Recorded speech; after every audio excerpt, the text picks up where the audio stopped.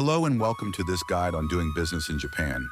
Whether you are a global entrepreneur, an international executive, or simply preparing for your first meeting in Tokyo, understanding Japanese business culture will make every interaction smoother, more respectful, and ultimately more successful.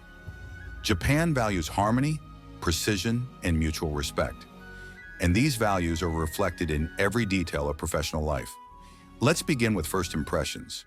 In Japan, the exchange of business cards, known as meishi, is a carefully choreographed ritual.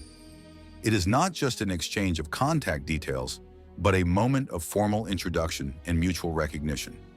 Present your card with both hands, facing the receiver so it can be read immediately. Bow slightly and receive their card with equal care. Take a moment to look at it and keep it neatly on the table in front of you throughout the meeting. Treating a business card casually, for example, slipping it into your pocket, can be considered disrespectful. Hierarchy and seniority also play a visible role. In most Japanese companies, decisions and communication flow according to rank. The most senior person usually leads the introduction and closes the meeting. Seating order, greetings, and even the way you hand over materials follow a subtle logic of hierarchy. If you are unsure, allow your host to guide the process and observe how colleagues address each other. Respecting this structure demonstrates cultural awareness and humility, both highly valued traits. Communication in Japan is often indirect. Politeness and consideration take priority over blunt honesty. A yes might mean "I understand," not "I agree." Silence can express reflection rather than resistance. Western-style debates or confrontations can feel uncomfortable to Japanese professionals. Instead, focus on empathy, active listening, and reading nonverbal cues. Calm, measured communication creates trust and encourages openness. When it comes to decision-making, patience is essential. Japanese companies often rely on nemawashi, informal consultations before official discussions, and ringi, the internal approval process that circulates documents for consensus. These practices ensure that decisions are well aligned and supported by everyone involved. To work effectively in Japan, engage stakeholders early, provide clear written summaries, and give time for internal reflection. Speed is less important than harmony and sustainability. Punctuality, preparation, and presentation also matter deeply. Arriving a few minutes early is expected. Meetings begin precisely at the scheduled time, and lateness can be interpreted as a lack of discipline. Printed materials should be neat and professionally bound. Dress codes lean towards conservative formality, dark suits, polished shoes, and minimal accessories. The visual impression of calm professionalism carries great weight. In social settings, relationships are often strengthened outside the office.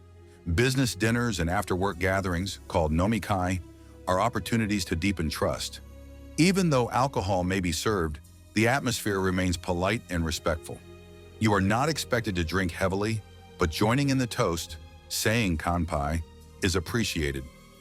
What is said at such gatherings is often understood to stay within that context, yet it can quietly influence business cooperation later.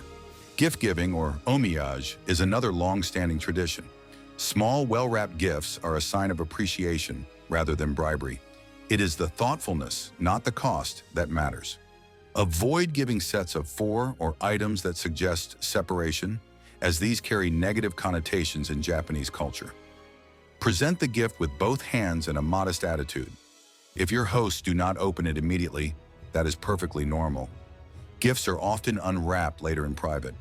When negotiating or managing partnerships, remember that Japanese business culture values long-term relationships over short-term wins. Aggressive bargaining or high-pressure tactics can damage credibility. Instead, focus on mutual benefit, demonstrate reliability, and be consistent in your follow-up. Written confirmation of agreements is expected, and polite persistence, rather than pushiness, is the key to progress. Finally, remember that behind every rule and ritual lies a simple philosophy: respect. Respect for time, for hierarchy, for harmony, and for each person's role in the process. If you approach Japanese business culture with humility, curiosity, and care, you will not only avoid misunderstandings, you will build lasting, meaningful partnerships. Thank you for watching this guide on doing business in Japan. May your next meeting in Tokyo, Osaka, or beyond be guided by respect, understanding, and genuine collaboration.